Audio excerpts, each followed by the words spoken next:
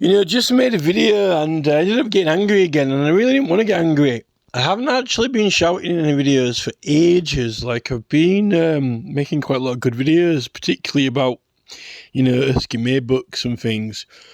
And I was just replying to Alan Robert Shaw, and I sent him a really good paper that I'd done with help from Gemini, right? Just proving that the Attorney General's in an illegal position. To be honest, there's that paper. I haven't copied Robert Buckland's page on the law officers, but it's literally Robert Buckland's page on the law officers pretty much tells you everything you need to know, right? And Robert Buckland served in Parliament. No one says that his website is odd or peculiar or voodoo, right? I've just gone even further. Robert Buckland hasn't told us everything on that page, right? And I've pushed the limits, and I've gone to actually verify and check absolutely everything there is, and pressed it to the next level of investigation, right? And clarified everything. And there's no doubt. I mean, look, right? Tony Blair needs to face facts, right? You don't have the Attorney General can't be a member of the House of Lords. It's just a fact, right? It's just a fact. It's truth. The Attorney General can't be a member of the House of Lords. He can't be a peer. Now, you need to accept that is a fact, right? The Attorney General needs to accept it's a fact, or he's living a lie, right? The paper that I've done, it is exceptional. It's been graded with a distinction by Gemini. I didn't write it purely by myself, but that paper didn't exist, right? I have orchestrated it and directed it, and I created it with help from Gemini, from helping me search records in a lot more extensive and quicker time than normal, right? And absolutely nothing in that paper contradicts anything in Robert Buckland's law officers page, right? In fact, Robert Buckland's law officers page pretty much tells you what you need to know, but he's left a few things out which he hadn't thoroughly exhausted the subject on, right? There was more to say, which the paper that I've done does. Now, I think it's come to my attention now that we're actually up against evil, right? And not like in some kind of like exorcist film with demons and devils with their heads turning around and climbing up the walls, right? But the human nature, right? The human nature, there's a natural inclination to evade liability, right? And what we have got the administration are trying to take over the country, and they're trying to block and obstruct us and put us behind a digital firewall, right? And the way they're doing it is not very honest and kind. It's not very nice. And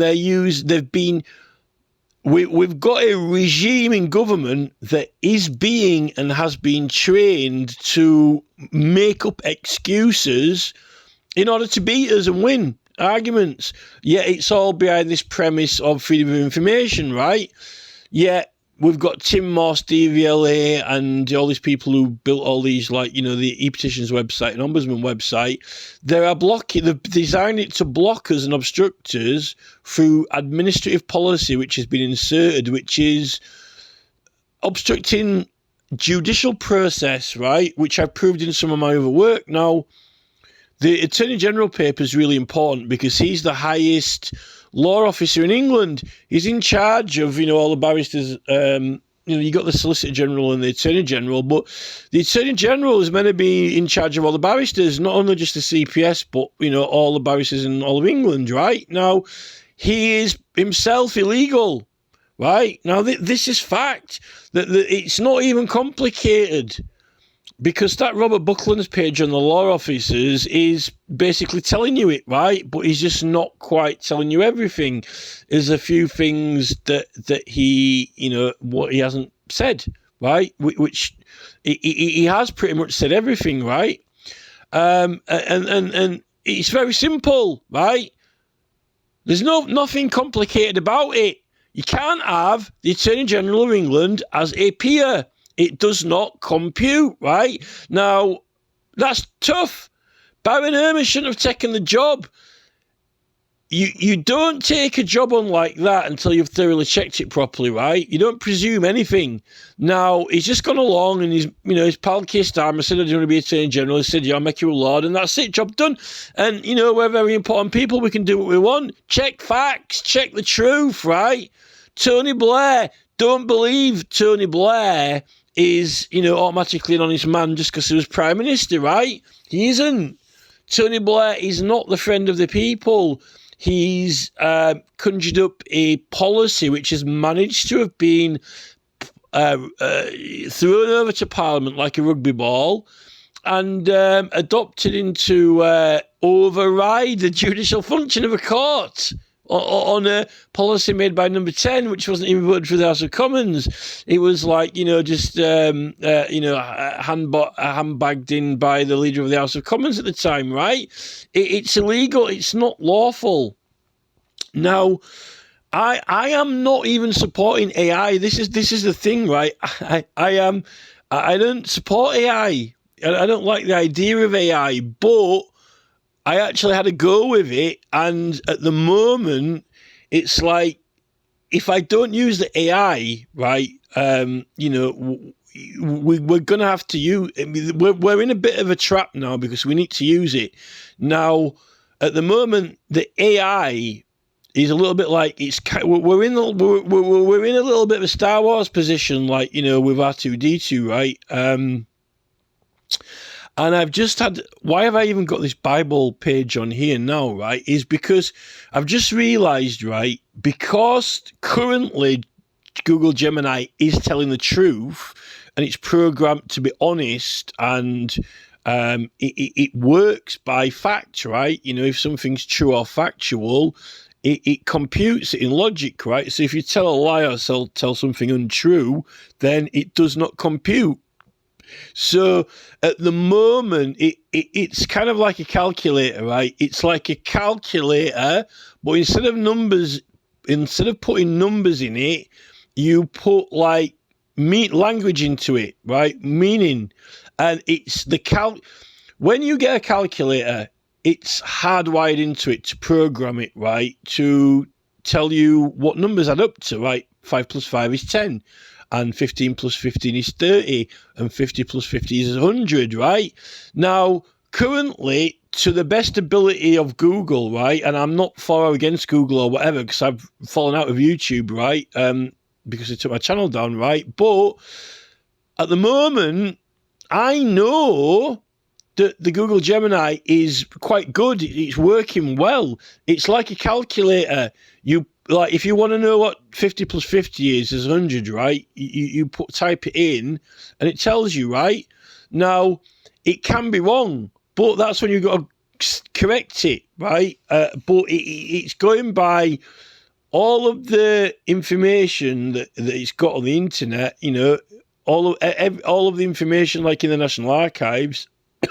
It's running on whatever it's presented with as the truth, right? So if you are feeding it in government papers, which apparently are officially correct, right, then, but the thing is that you can challenge it by bringing in new information, and it will logically apply it, right? So, and it's like a logic calculator. Now, what I've just actually realised, literally before I started recording this, is that's what you really want in a courtroom, right? When you go in a courtroom and you put your hand on the Bible and you swear to tell the truth, the whole truth, and nothing but the truth, you're meant to be, you're meant to be like, subscribing to the fact that you're not going to give any false information out, right? What you say is going to be the truth, or the truth to the best of your knowledge that you know it, right? And the only problem in courts is when people are lying, like in my case, when that Queen and Pagella made up false statements against me, right? But the court believed them. So they lied, right? So what happened in that courtroom, happened because of lies of two people, like giving false statements. And I put my legal argument, which is perfectly correct, and the judge didn't know the freaking law, right, before that on the previous occasion, right? When I knew that I was right. Now, I've proved without a doubt that I am correct about the privileges, right? Because it's in the history books. It is there. It is fact. I've actually got the orders of judges. You know, the Privileges Committee have got reports knocking out saying, oh, it's never been used for this or it's never been used for that. This is a lie. It has been used for it. The court records have it written down in the orders, right? It is the law, right? So it doesn't exist because it exists, right? It happened. It's on record. There is an act of law. Orders were made, right, to these particular cases, right?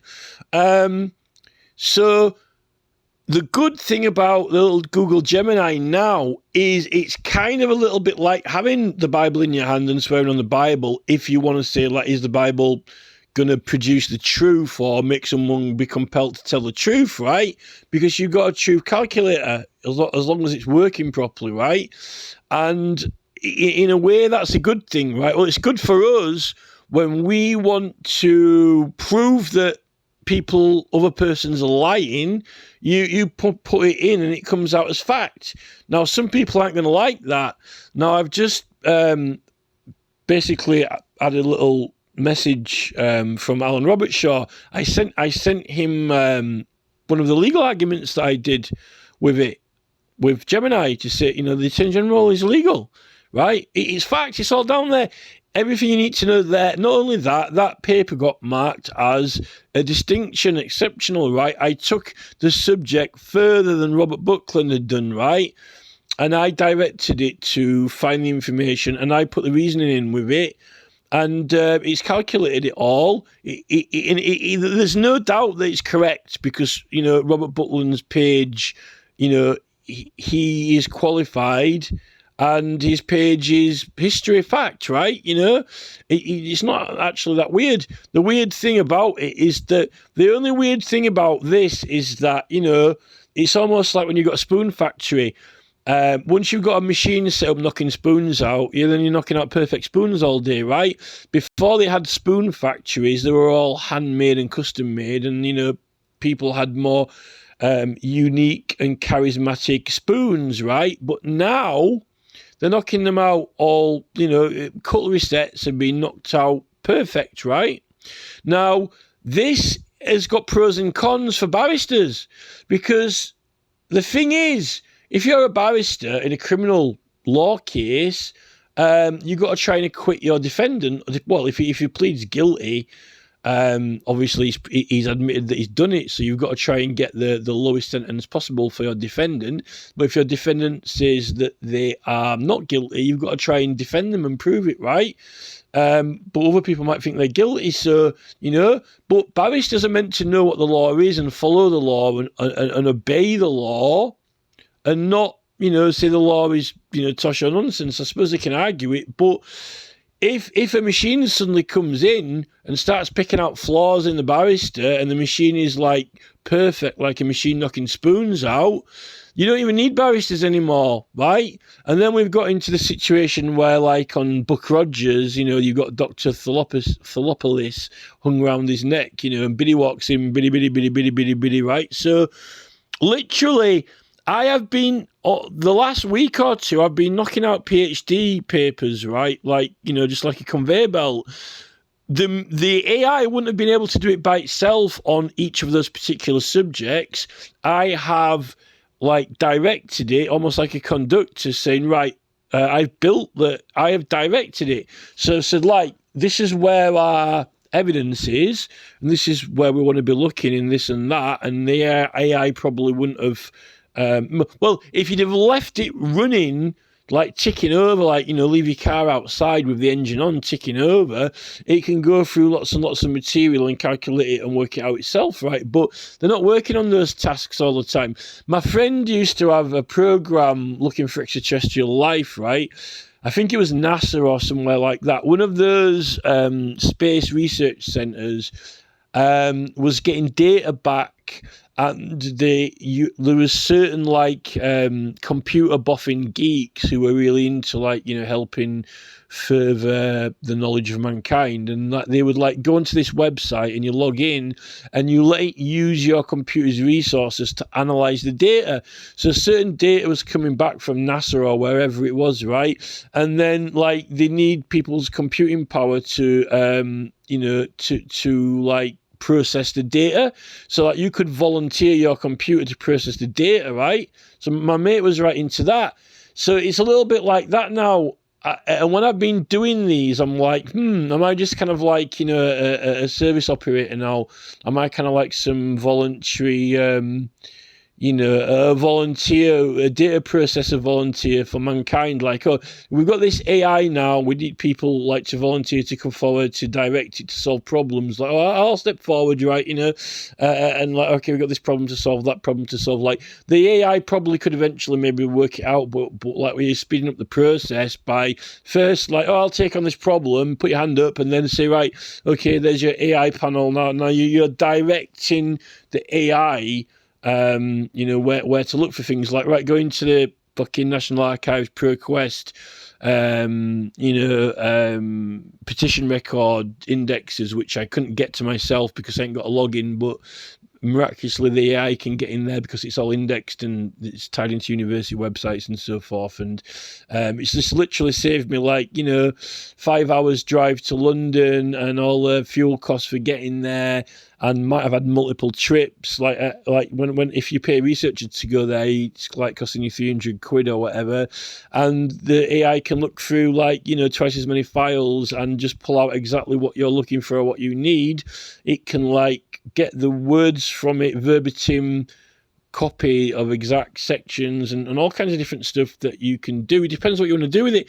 Why hasn't anyone done this? Because they didn't want to. That's why they didn't want to do it, because the last thing that the Crown Prosecution Service want to prove is that it is our right to petition and all prosecutions are illegal, and that there are 180 plus cases in the Rules of Parliament that prove it was being used all through the 1700s and the early 1800s, and the rest of it to boot, right? They didn't want to prove that. You know, it depends what you want to prove. If you want to be Tony Blair, right, and you say, right, Tony, let's be serious, right? You're a scam artist, right? You're a scam merchant, right? You've deceived the whole country. You have implemented administrative overrides over the High Court of Parliament. You know, you slipped in through the back pocket. Yeah, and you instigated this whole, you know, administrative takeover of the country. And no, I'm not doing that. You are doing it. Why are you blocking onwards? You know, why is Tim Moss from the DVLA working on a digital infrastructure which is, without any change in the legislation of the country from votes of MPs, trying to redefine even what a car is based on, you know, insurance? You can insure it for domestic and pleasure, right? You know, you have multiple uses. He's trying to defy the acts of law which define what a car is by its weight, right? When you didn't even change that law. You know, and why you built all the complaint websites they've got blocks and obstructions built into them which aren't even judicial, right? Administrative takeover of courts, right? You know, all because, you know, a couple of bureaucrats in government think it's a good idea to change the whole governance over to digital from paper, right? And while we're doing it, we just want to give ourselves a little bit of protection, you know. Like, we're the ones with the protection, right? Not the administrative bureaucrats in government. Notice how Tim Moss and the entire elite have completely and totally insulated themselves against all complaints, right? Not like, all right, you know, we don't even vote for these people. We do not even vote for these people, right? I don't think these people should be allowed to stay in government and get in a situation where they're orchestrating a plan or a strategy against us, right? Like, you should be allowed to, you know, we should swap the government staff over every 12 months, right? Can't be that hard to do a bit of paperwork. These people like Tim Moss, CBE, OBE, they shouldn't be allowed in government, right? You shouldn't be allowed to, be a tax collector and then work your way up to chief executive, like Jim Hara, all appointed by the king, blah, blah, blah, right? Look, right? These people are strategizing against the people of the country, right? And they're blocking and obstructing us from complaints. It's actually getting quite sinister now where they're even trying to take away. It's a miracle that we're still even voting, to be honest. Some of the MPs are a little bit savvy about what's going on, and some of them aren't. I've said, the Green Party MPs and Sian Berry, for example, she is a Green Party MP and, she's against all digital ID and things like that. But what she doesn't know and what she doesn't understand is that the whole digital infrastructure is actually being strategized to a lot more deeper level than that she really comprehends, right? And there are quite a lot of naive MPs out there. And there are a lot of MPs who have been there a long time. Look at this Hart guy who told Andrew Bridgen that he needs to shut up or he can have anything, if he shuts up, he can have anything that he wants or whatever. He's in the House of Lords now. There are quite a few members of the House of Lords who have actually got there through very questionable means, false means, lying in committees, saying things in privileges committees like, oh, it's never been used for criminal matters. Yeah, right. Why are all these court orders doing in the National Archives then? So, I mean, I'm not fully behind AI at all. And when Robert F. Kennedy Jr. was talking about AI, but I can see now why Robert F. Kennedy Jr. said, oh yeah, like AI is useful for certain things, but we have to be very careful with it. But at the moment, when it's working, I just had the little insight today, like it is a little bit like holding the Bible, put your hand on the Bible and saying, I swear I'd tell the truth, because like the little thing like tells, like what it can back you up that you're not lying, right? At the moment, when it's programmed to be neutral and honest and factual, yeah, right.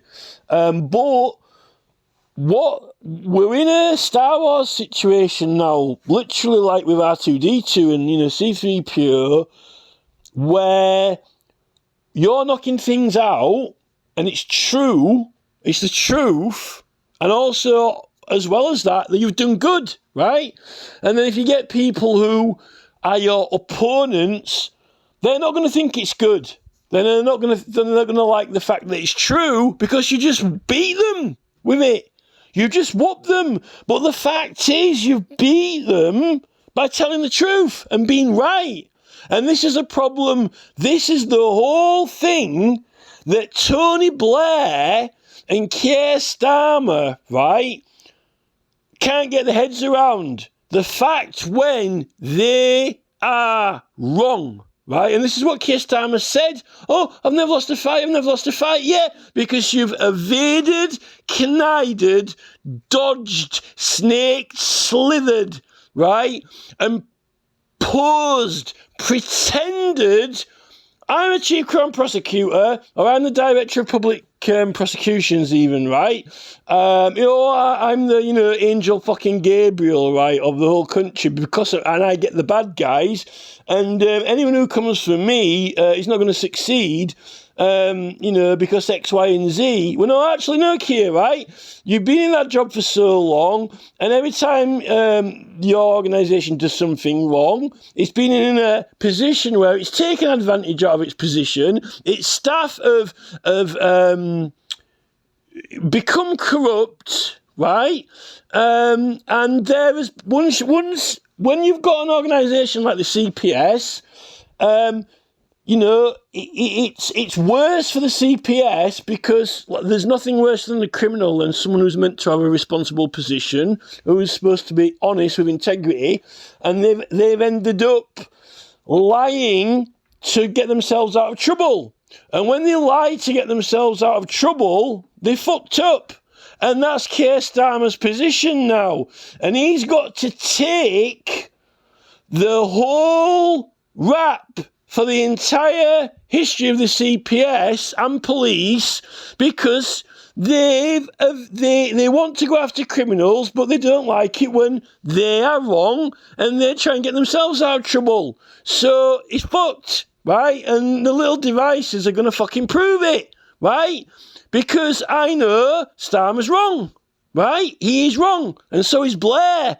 And they're trying to take our rights away from us and put us under an administrative digital control system, which is run by administrative policy, not by a judicial process, which favours truth and integrity.